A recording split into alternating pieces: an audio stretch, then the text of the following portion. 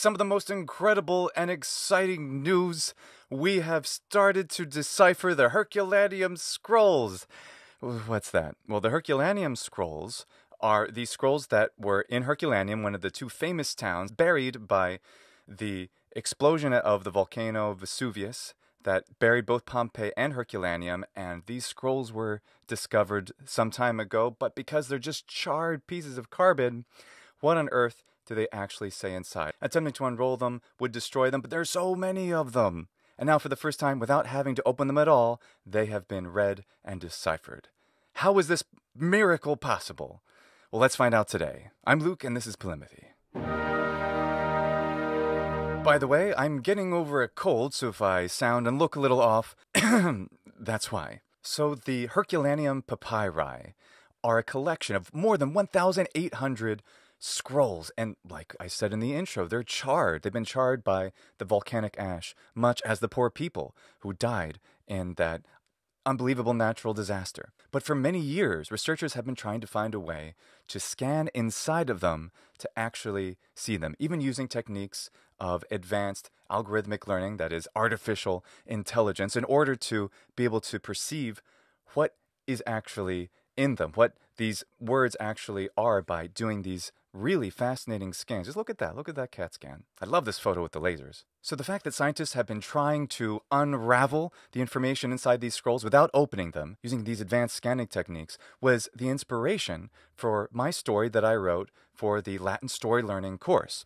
So in the actual story that I wrote, it's a novella, right? It's a short story. It has several chapters and characters and all that, and I'll tell you more about that. But the main part of it is focusing on how to actually see inside scrolls and other written documents, including curse tablets, they're also rolled up, without trying to open them, which would break the fragile thing that you're trying to read.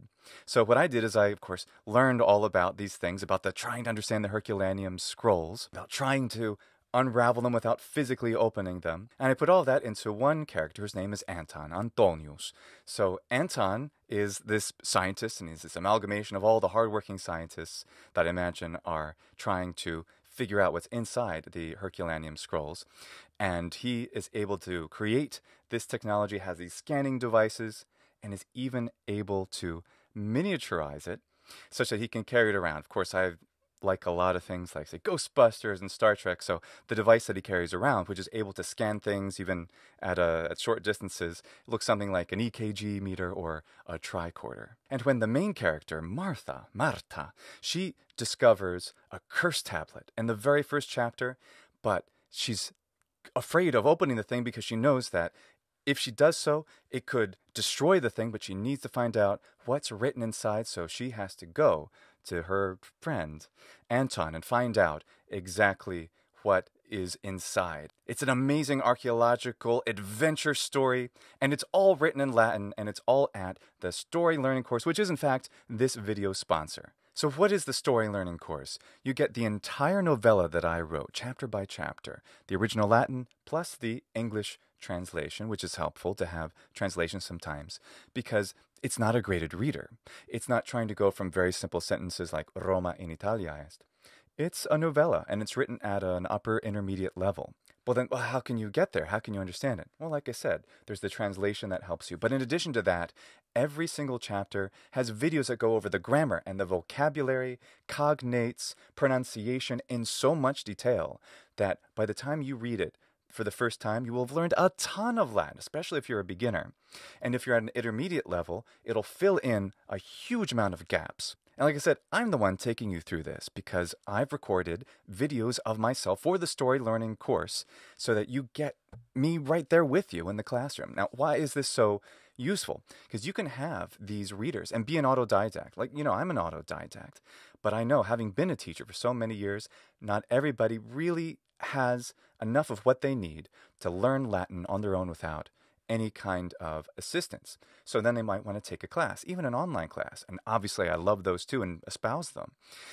However, not everybody has time to work that into their schedule. So how do you get a full course, the whole class, the teacher actually teaching you everything you need to know when you don't actually have the chance to fit into a schedule like that? Well, that's what this is for. All of the lessons are there that cover all of these topics, like I was just telling you about grammar and pronunciation and vocabulary. And of course, the whole time you have this, I think it's a very entertaining story. It's pretty cute. I think it's fun. It's a fun adventure story. I had so much fun writing it. And it is just a great experience if you're a beginner or an intermediate level Latin student and you want to advance and also enjoy a story, a novella that takes place in the modern world, especially because it's about the Herculaneum Scrolls. And the fun thing, too, is that the Herculaneum Scrolls, as amazing as it is to finally be able to decipher them in my fictional story, it leads to an even more amazing discovery. And for a limited time, if you use the link in the description, it's half off. It's fantastic. I'm so glad about that. So when I found out that the Herculaneum Scrolls were deciphered, that just absolutely blew my mind. It just happened this month in February of 2024. But not all of them were deciphered, just the beginning of the first one. So how did this breakthrough in decipherment occur? The new driving force has been the Vesuvius Challenge project. Announced in 2023 by Nat Friedman, Daniel Gross, and Brent Seals, the Vesuvius Challenge is an international competition where prize money would be awarded to the first team or individual to decipher Herculaneum Scrolls using 3D X-ray software. Now, the grand prize, $700,000, would go to the team, the first team that extracted 4 passages of text from 2 intact scrolls using the 3D X-ray scans. Now, when I wrote my StoryLearning novella, this was all still science fiction of the near future. But in October 2023, the Vesuvius Challenge project awarded $40,000 to Luke Ferreter, he's got a good name obviously, a 21-year-old computer science student from the University of Nebraska, who successfully detected the first word in an unopened scroll. And that word was papyrus, the red-purple dye, which was of such great value in antiquity. Thus, it was proven that this goal was an actual possibility of being able to read inside these scrolls without even having to physically open them. What a miracle. So various other teams contributing advancements like ink detection and so forth, they've been awarded already up to, I think, about $260,000, which is pretty impressive. But the really big news was on February 5th of this year, when the grand prize of $700,000, along with $50,000 to each of 2 runner-up teams, was awarded for successfully revealing 5% of one scroll. With these new techniques at their disposal, the project has announced its goal of revealing 90% of the text of 4 fully scanned scrolls by the end of this year, 2024. So what was actually deciphered? Well, I want to read this beginning of the Nature article about the subject to you. A team of student researchers has made a giant contribution to solving one of the biggest mysteries in archaeology by revealing the content of Greek writing inside a charred scroll buried 2,000 years ago by the eruption of Mount Vesuvius. The winners of a contest called the Vesuvius Challenge trained their machine learning algorithms on scans of the rolled-up papyrus, unveiling a previously unknown philosophical work, philosophy, it's amazing, that discusses the senses and pleasure. The feat paves the way for artificial intelligence techniques to decipher the rest of the scrolls in their entirety, something that researchers say could have revolutionary implications for our understanding of the ancient world.